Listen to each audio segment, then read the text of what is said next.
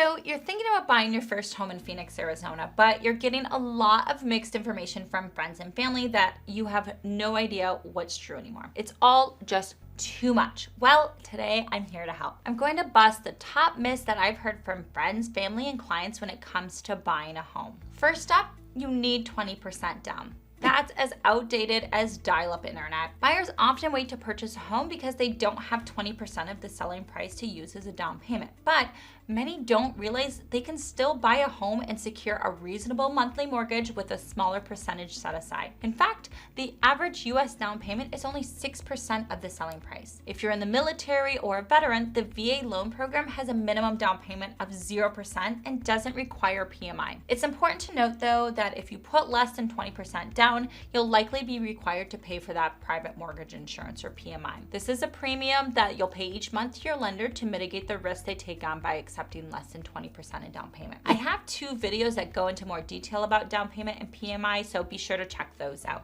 Next, wait to get pre-approved until you find the right home. Big mistake. For first-time homebuyers especially, there's a stigma that often has people waiting to seek approval for loans until they have found the house they want. This misconception is rooted in the idea that you should know exactly what you'll be buying before you ask for money. You might be viewing homes that are in a higher or lower price range than what you actually qualify for. Even if you think you're just browsing, you run the risk of setting your heart on something only to have it be broken. In reality, getting pre-approved ahead of time is a great benefit to your search. It will allow you to submit an offer right away once you find the dream home instead of having to wait for your pre-approval and possibly missing out to someone who is already prepared. Myth number 3, always start with a low offer. Sure, this is a common and effective strategy in a down market environment. However, when it's a strong seller's market, you typically have just one chance to get the seller's attention and compete with other offers that may be coming in fast. That doesn't mean you have to make an offer over full price. Every property and listing is different, so there are still instances where you might find yourself bidding below the listed price in today's market. This is where a skilled agent can help you determine the best offer to submit based on the market data. You need perfect credit to buy a home. Myth.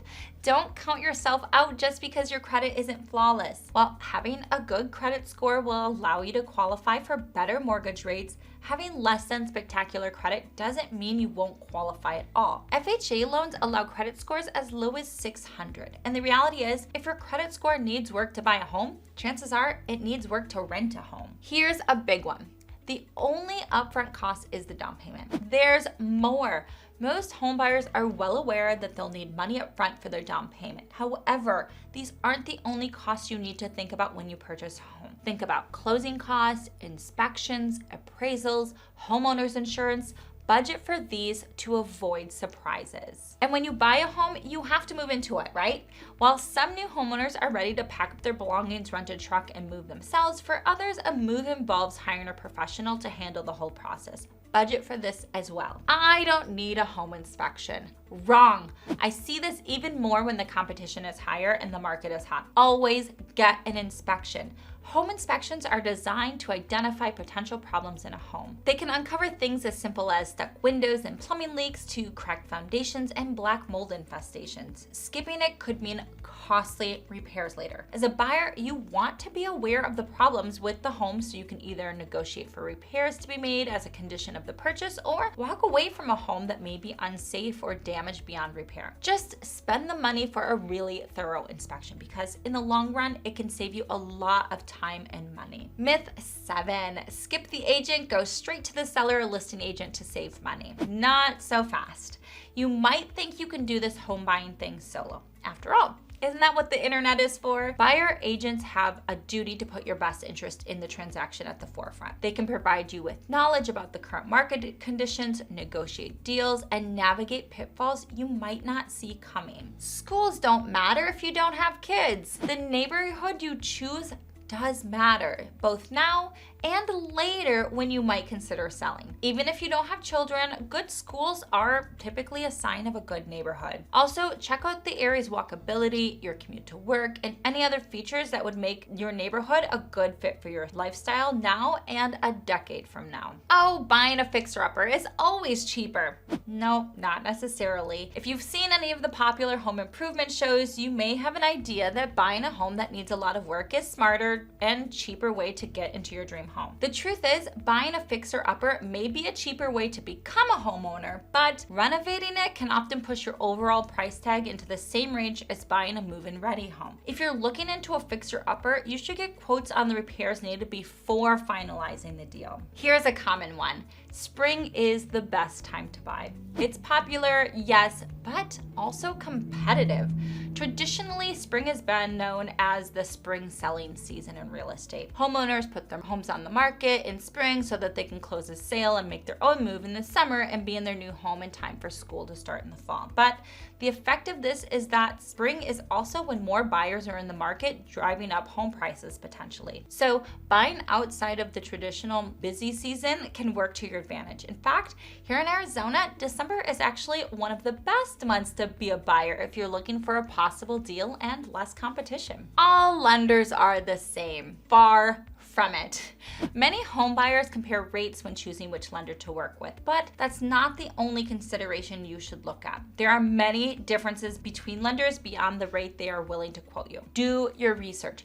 These differences could significantly affect your home buying experience. You may even find that some lenders have access to down payment assistance or local loan programs that can provide thousands in savings. The best lender is going to take the time to get to know you. They will take your financial needs and goals into consideration, and they will be amazing communicators. Once your offer is accepted, it's all smooth sailing, right?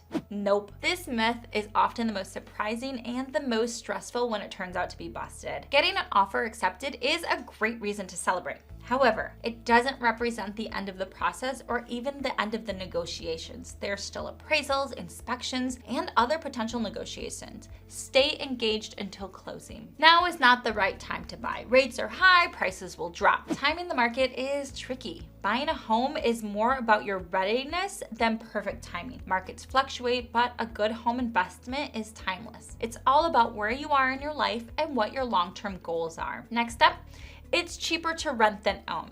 This is a maybe. When looking at your monthly expenses, it may seem like renting is cheaper than buying. Taking into account how much you have to put in down payment on top of your monthly mortgage payment, your monthly rent check may probably look smaller in comparison. Buying a home can be a good investment if you stay in it long enough to see a profit. Owning means building equity. Long-term, owning often wins financially. To find out if renting will be cheaper than buying a home over the long haul, figure out the total of what a purchased home will cost you during the time you plan to own it. Your upfront costs such as points, closing costs, insurance, interest, maintenance must be figured into a long-term cost comparison to renting a similar unit. Getting pre-approved will hurt my credit. This one is true and false. Getting pre-qualified is only a soft hit on your credit, causing absolutely no impact. Once you apply for pre-approval of a mortgage, however, it shows a hard pull on your credit, which does slightly impact your credit score. However, credit scoring models take into account that you might be shopping around. In other words,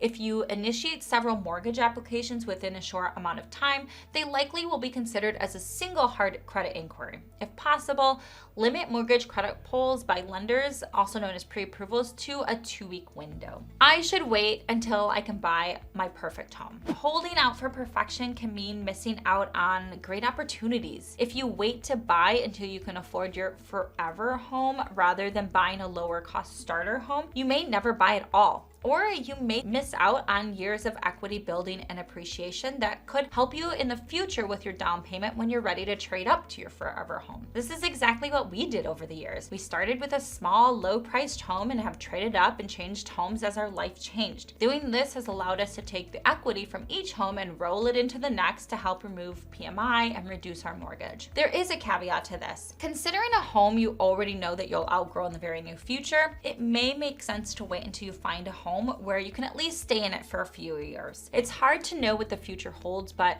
some parts of careers and family life do have predictable changes. So if you're considering a home that you can already foresee your household outgrowing in the near future, it probably makes more sense to shop for one better suited to the long haul. And remember, the perfect home can evolve with you. Last one, you can't buy a home if you have debt or student loans. Not true. If your current debt or credit score is the reason you haven't talked to a mortgage lender yet, stop letting that hold you back. A common concern for first-time home buyers is that they have more student debt than previous generations of home buyers. They're worried that these large amounts of unpaid loans will make them unable to qualify for a mortgage, and it keeps many from buying their first home. But large amounts of debt don't necessarily disqualify anyone from buying a home. Yes, debt is a factor in the loan eligibility equation, but the lender is actually looking at a combination of factors. First, your mortgage lender will take a look at your debt to income ratio. This is a formula that will help you determine your spending power or how much house you can afford. Living debt-free is a noble effort for some individuals and families, but it's not always realistic. Every home buyer's financial journey is different, varying by stage of life,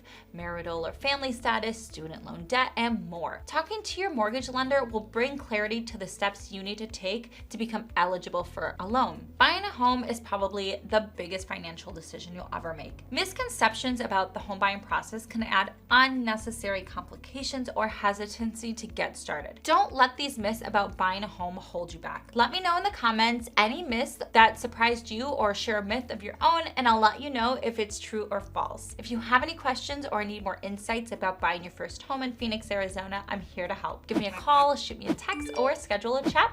All my contact info is below. Don't forget to like, subscribe, and hit that bell for more home buying tips. Until next time.